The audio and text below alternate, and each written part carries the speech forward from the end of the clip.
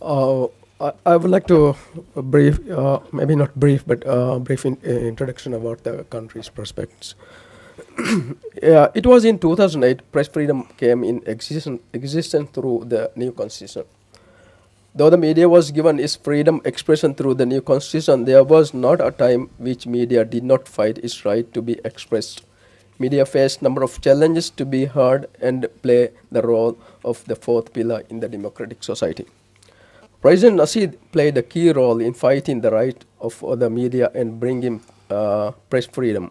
During the fight to change the 30 years regime, President Nasheed has done tremendous work where the media plays its role. Access information is essential to the health of a democracy for at least two reasons. First, it ensures that the citizen make responsible, informed choice rather than acting out ignorance or misinformation. Second, information serves check-in function by ensuring that elected representatives uphold their oaths of office and carry out the wishes of those who elected them. However, when President Nasheed came into power, there was a deadly blow on the media. Media outlets, especially small media groups, heavily depend on the government. A decision by Nasheed in September 2009 to stop government advertisements to private newspaper put them in struggle for survival. The decision sent almost all print media outlets gasping for breath, short for money to keep them running. As a result, Jazeera Daily and Afatis was forced to close down, and the media came at the close of the big business. This could also be threatened their independence. Uh, the 2008 Constitution protects freedom of expression, but it also places a restriction on speech deemed contrary to the tenets of Islam. In November 2011, Maldives Broadcasting Commission (MBC), the legal entity assigned to regulate broadcast media, came into being. It also drafted new regulation broadcasters. In December 2012, the Parliament passed Freedom of Peaceful Assembly Act, which set out a number of limitations on journalists, including requirements of accreditation by MBC. Press monitoring.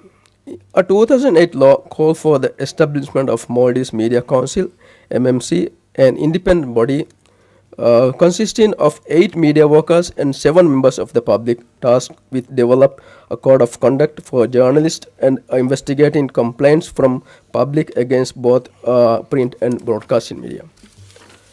The Maldives Journalists Association formed in 2009 with the aim to advocate rights and protect journalists a responsible manner and promote cooperation and professionalism among journalists and work towards establishing free and independent journalism. The Maldives Journalists Association made statements regarding media freedom issues and journalist rights during the year, bringing into light the government and the political leaders of interference with private media in number of cases.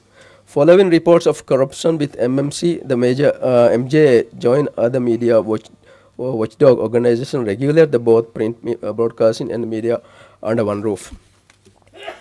Over the previous few years, greater media diversity had led to improved coverage major political events and issues such as the May 2009 parliamentary election. However, through 2012, the media faced limitation on accessing information, accessing official information, while there is a legal protection for journalists to maintain confidential source of it.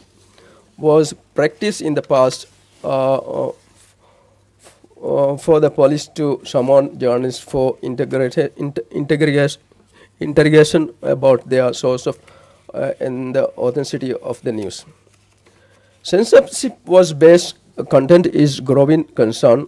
Opposition websites remain accessible in 2012, though its sites considered to be anti-Islamic pornography are often blocked by the Communication Authority of the Maldives (CAM) at the request of the Ministry of Islamic Affairs. In December, criminal court granted a police warrant to obtain the email and internet protocol IP address for user accusing violating Islamic principle on the Board of Minivan News independent English language news website. This marked the first police have sought out identity of an internet user on religious grounds. Media attacks. Journalists and media outlets endured a sharp increase in violence since 2012, including assaults, raids, arrests, and harassments. The most prominent case in abduction of Ali Rilwan, a journalist working for Minivan News Online, on August 2014. Till today, there was not been any progress on the investigation of his disappearance. After a month, relevant abduction in September, a knife was locked into a door of Minivan News building, followed by several death threats to its journalists. Other reported cases include the arson attack on the destroy opposition aligned broadcaster Raj TV office in 2013. An unidentified man stabbed a well-known blogger's neck outside his home in 2012, fearing his safety. He fled the country in July. Journalists faced numerous assaults by demonstrators of the political party members while covering the political protest. Integrity and such. Internet was accessed by about 39% of the population in 2012, and the number of web-based news outlets has greatly expanded. Private print media present a fairly wide diversity of viewpoints. However, political actors who exercise considerable control over its content on some publication. The number of private radio stations has increased at least 6 in recent years, while the country's first private television channels, the TV and VT, began operating in 2008 and compete with the state-run broadcaster. Private outlets are authorized through individual agreements with the government rather than broadcasting legislation. It limits the legal protections. Moreover, broadcasters remain subject to high annual license fees and must be re-licensed every year. Most newspapers are not profitable and rely on financial backing from business with a strong political interest. Private media has been under significant financial pressure since 2009, when the government began publishing its advertisement in the weekly official gazette instead of private outlets. The Right of Information Act was ratified on January 12, 2014, with the target on enhancing the scope of the citizen's right to information in order to increase transparency and accountability.